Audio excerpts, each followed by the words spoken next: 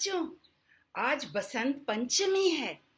बसंत पंचमी हम पीले कपड़े पहनते हैं, माँ सरस्वती की पूजा करते हैं और वसंत ऋतु के आगमन के 5वें दिन को धूमधाम से मनाते हैं।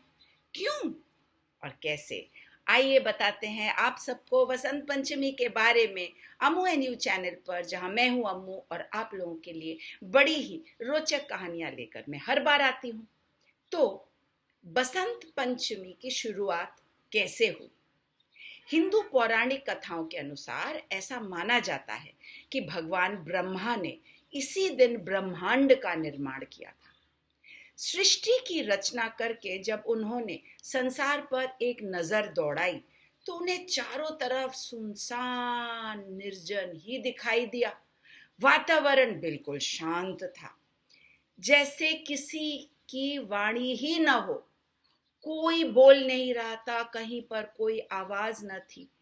यह सब देखकर ब्रह्मा जी को अच्छा नहीं लगा, तो ब्रह्मा जी ने भगवान विष्णु की राय ली और भगवान विष्णु से बात करने के बाद उन्होंने अपने कमंडल से पृथ्वी पर जल छिड़का। जैसे ही जल छिड़का, एक सुंदर देवी प्रकट हुई। देवी के हाथ में वीणा थी। भगवान ब्रह्मा ने उनसे कुछ बजाने का अनुरोध किया और भगवान ब्रह्मा के अनुरोध अनुसार जब देवी ने वीणा का तार छेड़ा तो चारों तरफ मधुर संगीत गूंज उठा।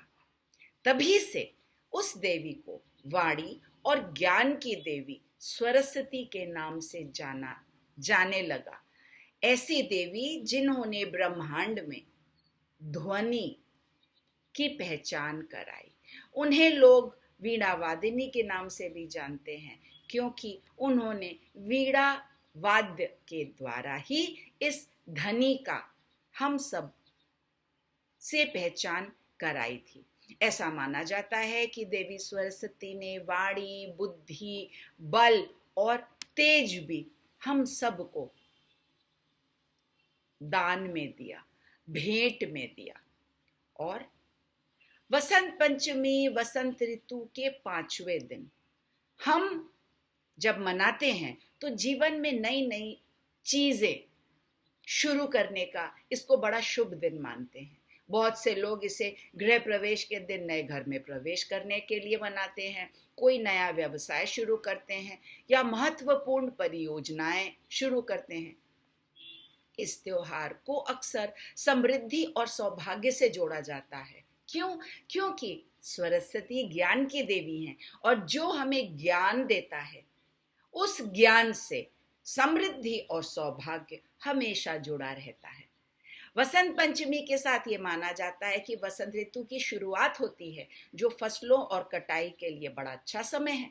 कड़ाके की ठंड के बाद इस त्योहार को वसंत का पहला दिन, फसल काटने का समय माना जाता है। चूंकि भारत मुख्य रूप से कृषि प्रधान देश है, हम कृषि का काम करते हैं।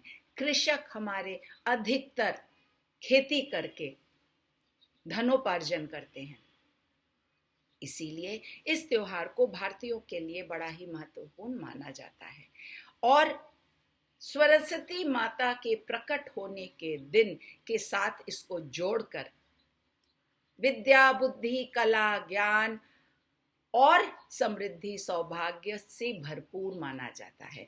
लोग नए नए कपड़े पहनते हैं, नए नहीं भी हों तो पीले रंग के कपड़े पहनते हैं। चारों तरफ भगवान सरस्वती की पूजा होती है और माँ सरस्वती की पूजा देवी और असुर सब करते हैं।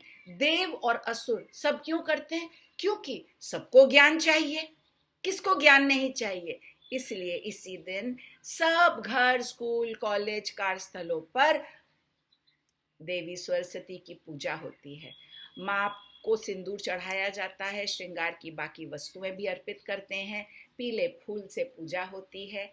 और पीला रंग वसंत ऋतु का माना जाता है, इसीलिए क्योंकि फसल पक जाती है, कटाई का समय होता है, इसीलिए पीला रंग वसंत ऋतु में कटाई के साथ जोड़ा जाता है। और इसे वसंत पंचमी के दिन पहना जाता है। कहीं कहीं पे तो जैसे बंगाली लोग, उड़िया लोग, हमारे पूर्वी राज्यों के लोग वसंत पंचमी को विशेष रूप से मनाते हैं। घर में सरस्वती जी को बैठाकर उनकी पूजा करते हैं और बच्चों की खुशी का ठिकाना नहीं रहता, क्योंकि सारी किताबें माँ सरस्वती के पास रख दी जाती हैं और चूंकि किताबों की भी पूजा होती है, पेंसिल कलम दवात सबकी पूजा होती है, तो बच्चों को पढ़ाई से छुट्टी मिल जाती है। इस प्रकार इस दिन हम सब वसंत पंचमी को माँ सरस्वती से आशीर्वाद मांगते हैं और ज्ञान प्राप्ति की कामना करते हैं। आप लोग भी इस त्योहार को खूब खुशी खुशी मनाइए और माँ सरस्वती से अथाह ज्ञान की प्राप्ति हो, ऐसा मैं शुभ कामना आप सबके लिए करती हूँ।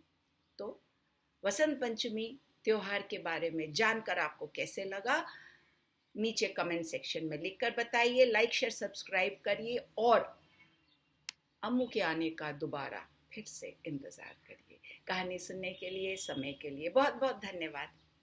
अम्मू कहती है टाटा।